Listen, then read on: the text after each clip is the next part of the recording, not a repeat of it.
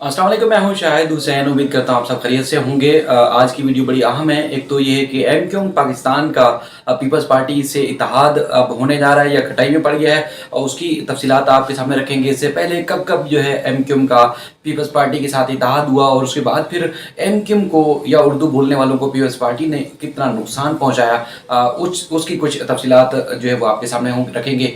इसके अलावा गवर्नर राज के निफाज के हवाले से जो एक गूंज है पूरे मुल्क में बाज़गश्त कर रही है मुख्तलिफ खबरें। क्या उसमें कौन सी चीज़ ऐसी है जो रुकावट बन रही है? अब तक वज़ीर-ए-आज़म पाकिस्तान ने गवर्नर राज क्यों नहीं लगाया? और उसके बाद फिर कुछ ऐसी खबरें भी हैं जो कि अटॉर्नी जनरल पाकिस्तान से कुछ दिन पहले यहाँ सुप्रीम सिंध हाई कोर्ट में जब वो कराची आए थे, उनसे हमारी मुलाकात हुई। हमारे कुछ साफ़ी दोस्त इरफान हक साहब और असगर उमर साहब और दीगर दोस्त भी मौजूद थे। उनकी मौजूदगी में कुछ ऐसी गुफ्तगू हुई जिसके ऊपर हम समझ रहे हैं कि वज़ीर-ए-आज़म अमल कर रहे हैं, और उसके बाद फिर उनका मुसलसल उनको फ़ायदा भी हो रहा है। तो उन्होंने कहा कि कुछ ऐसी बातें भी हैं जो सिर्फ दो लोगों को मालूम है, यानी कि इमरान खान साहब को और उसके बाद फिर खालिद जावेद जो कि अटॉर्नी जनरल पाकिस्तान है, उनको मालूम है। उसका जो है वो आगे चलकर जो है वो एक बड़ा सरप्राइज़ देंगे। उसकी तफसीलात आपके सामने रखेंगे। इसके अलावा एक सरप्राइज़ से बात निकली, तो बात ये है कि एमक्यूएम का 38वां जो है वो यौम तासीस है। कराची में या दुनिया भर में जो मौजूद कारकुनान थे, उन्होंने अपने बानी कायद अल्ताफ़ हुसैन साहब को जो है वो बड़ा सरप्राइज़ दिया है। वो सरप्राइज़ क्या है, आगे चलकर मैं आपको वीडियो में बताता हूँ। सबसे पहले बात करेंगे एमक्यूएम के और पीपल्स पार्टी के इत्तेहाद से मुतालिक। जो इत्तेहाद हुए हैं इससे पहले दो बार हुए हैं, और एक पहले जो था एक फितरी इत्तेहाद 1988 में हुआ था, और दूसरा जो इत्तेहाद हुआ था पीपल्स पार्टी और एमक्यूएम के दरमियान वो हुआ था 2008 में। उस वक्त भी इसी तरह हुकूमत में शराकत दारी, इसके अलावा जो वजारतें देना, मुख्तलिफ मराहत और मुख्तलिफ फ़वाइद। लेकिन जब मुश्किल वक्त से पीपल्स पार्टी बाहर निकली, उसके बाद जो है वो सबसे ज़्यादा नुकसान अगर पहुँचाया, क्योंकि एमक्यूएम की ज़्यादा जो सियासत है वो सिंध के शहरी इलाकों के हवाले से, यानी कि मुलाजमतों से मुतालिक जो कोटा है या शहरी इलाकों में जो हकूक़ है वो ना मिलना है, तो सबसे ज़्यादा जो शिकवा शिकायतें हैं वो तो हैं ही बुनियादी तौर पर पीपल्स पार्टी से मुतालिक। लेकिन किसी वजह से या नागुज़ीर वजूहात की वजह से मुख्तलिफ़ औक़ात में देखने में आता है कि एमक्यूएम इत्तेहाद तो कर लेती है, लेकिन उसके बाद फिर जब नुकसान पहुँचाती है तो उससे बड़ा नुकसान पहुँचाती है। 2008 से अगर हम लगा लें तो उसके बाद फिर जिस तरह सबसे ज़्यादा नुकसान पहुँचाया, नून लीग से भी ज़्यादा नुकसान पहुँचाया एमक्यूएम, या उसके बाद फिर सिंध के शहरी इलाकों को तो पीपल्स पार्टी ने पहुँचाया। अब मुसलसल उसके बाद इक़्तिदार में रहने के बावजूद जो डिमांड्स हैं, जो मुतालबात हैं, चाहे वो बल्दियाती सेटअप में हों, आने के हों, या उसके बाद फिर बल्दियाती सेटअप से बाहर हों, और उसके बाद फिर मतलब तकरीरें सब रिकॉर्ड पे मौजूद हैं।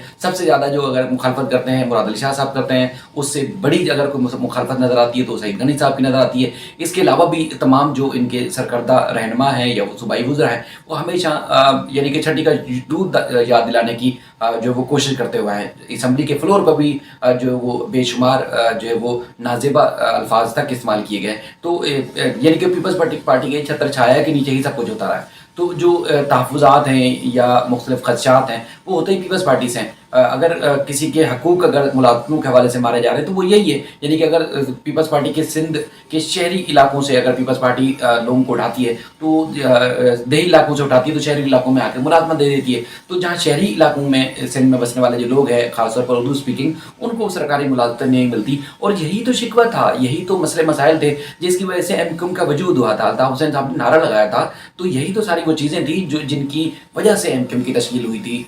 लेकिन उसके बाद फिर ये सारे मामला आ गए।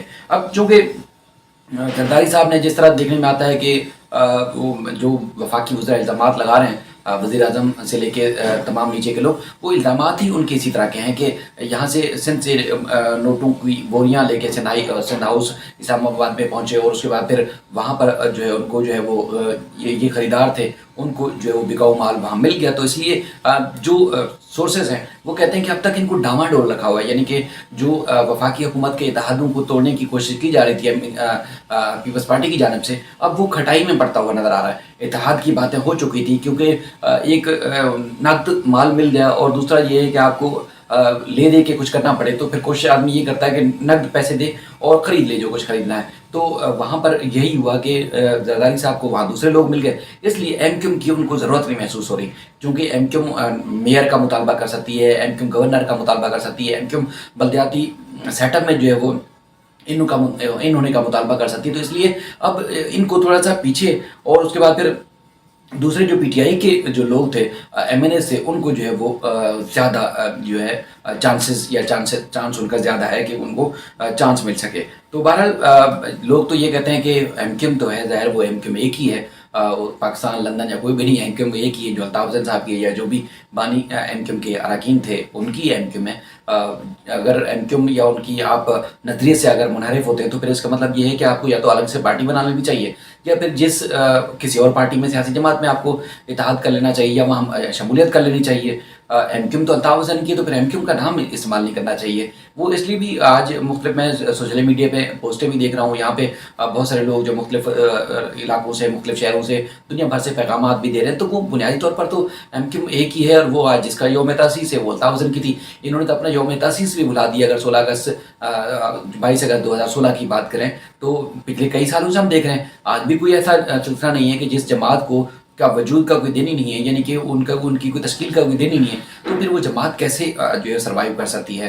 تو یہ بڑی اہم ترین چیز ہے کہ ان کو اگر پیپلز پارٹی سے اتنا ہی لگاؤ یا اتنا پیپلز پارٹی سے فائدہ نظر آ رہا ہے ایم کیو ایم کے جو اپنے آپ کو کہتے ہیں لیڈران، تو پھر ان کو اس میں شامل ہونا چاہیے. یہ بہت سارے سوشل میڈیا پہ بھی ہمارے دوست جو ہے وہ مطالبہ کر رہے تھے. اور چونکہ یوم تاسیس کی 18 مارچ کی بات ہو رہی ہے، تو میں خود سوشل میڈیا پر مختلف جگہوں پر، میرے سورسز بھی یہاں کنفرم کر رہے ہیں کہ بہت سارے لوگ ایسے ہیں جو براہ راست پیغامات پہنچاتے ہیں. اور الطاف حسین صاحب وہ براہ راست اپنے کارکنان سے کئی مواقع ہیں جو ان کے سینئر جو رہنما جو ٹوٹ بھی چکے ہیں، الگ بھی ہو چکے ہیں ایم کیو ایم سے، وہ بھی تسلیم کرتے ہیں. وہ ڈائریکٹ رابطے میں رہتے تھے، کئی ایسے رہنما تھے. تو لوگ رابطے میں ہیں، مبارکباد دے رہے ہیں، پوری دنیا سے ایک دوسرے کو مبارکبادیں وصول کر رہے ہیں. اور اس کے بعد پھر خاص طور پر اس یوم تاسیس کے حوالے سے مختلف جگہوں پر سرپرائز طور پر تقریبات کا انعقاد کیا گیا ہے، اور کیک بھی کاٹے گئے ہیں اپنے مطلب اس خاص دن کو سیلیبریٹ کیا جا رہا ہے. یہ انتہائی بڑی اور ایک اہم بات ہے کہ یہ دن جو ہے وہ ان کے کارکن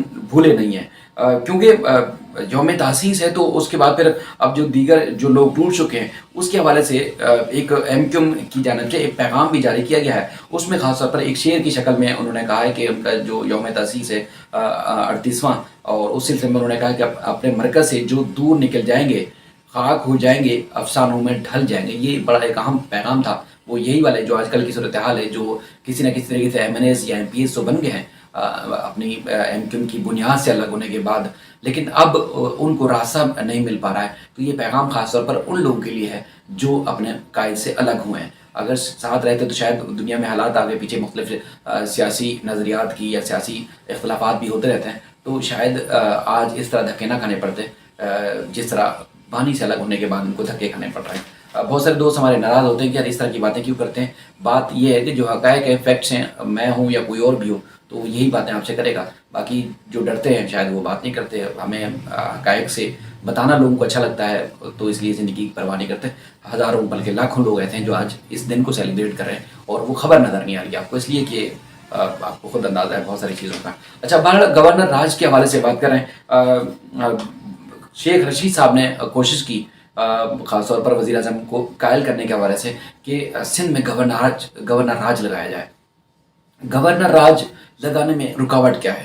خاص طور پر دیکھیں وجوہات جو ہے اس میں آئین کا آرٹیکل 232 اور 234 کے حوالے سے خاص طور پر تذکرہ آتا ہے. جو قانونی ماہرین ہیں وہ بھی یہی بتاتے ہیں کہ صوبے میں جو افراتفری ہو، بیرونی جو ہے وہ کسی طریقے سے صوبے میں جارحیت کا خطرہ ہو، یا پھر آپ کو ایسا لگے کہ کچھ ناگہانی آفت ہو چکی ہے یا حالات جو ہے اس قدر ناگزیر ہو چکے ہوں صوبے میں، تو اس کے بعد پھر وزیر اعظم پاکستان اپنا آپ کے جو صدر پاکستان ہیں وہ ایمرجنسی کا نفاذ کرتے ہیں حالات خراب ہونے کے بعد. تو اس کے بعد پھر قومی اسمبلی اور اس کے علاوہ سینٹ سے اس کی توثیق لی جاتی ہے، یعنی کہ کنفرمیشن لی جاتی ہے. اچھا، اس کے بعد پھر کوئی ایسے ہی حالات کچھ اس طرح کے خطرناک ہو چکے ہوں کہ پھر آپ کی صوبائی اسمبلی کوئی قرارداد پیش کرے، تو اس کے بعد پھر یا گورنر کوئی رپورٹ ایسی جو ہے وہ وفاق کو بھیجیں جس سے یہ ثابت ہو سکے کہ صوبے میں حالات بہت زیادہ خراب ہیں، تو اس لیے گورنر راج لگایا جائے. لیکن یہ ساری صورتیں یا جو صورتحال نظر آ رہی ہے اس سے ایسا نہیں لگ رہا کہ اس طرح کی کوئی صورتحال ہے۔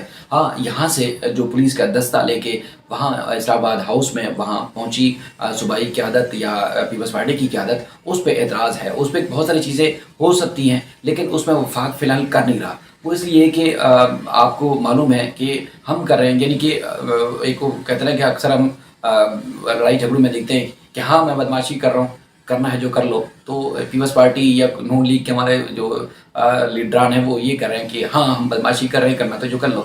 تو اب اس ساری یعنی کہ اگر کوئی اقدام اٹھاتے ہیں تو اس کا رد عمل اس قسم کا سخت آ رہا ہے، تو اسی وجہ سے وزیر اعظم جو ہے وہ کیونکہ کوئی رسک نہیں لینا چاہ رہے ہیں، کیونکہ اس لیے بھی رسک نہیں لینا چاہ رہے کہ اٹارنی جنرل پاکستان سے جب ہماری ملاقات ہوئی تو وہ کہتے ہیں کہ میں نے وزیر اعظم کو وہ چیزیں بتائی ہیں جو ان کا جو ان کے خلاف جو تحریک عدم اعتماد ہے وہ ڈیفیوز ہو جائے گی، یعنی کہ وہ فیل ہو جائے گی۔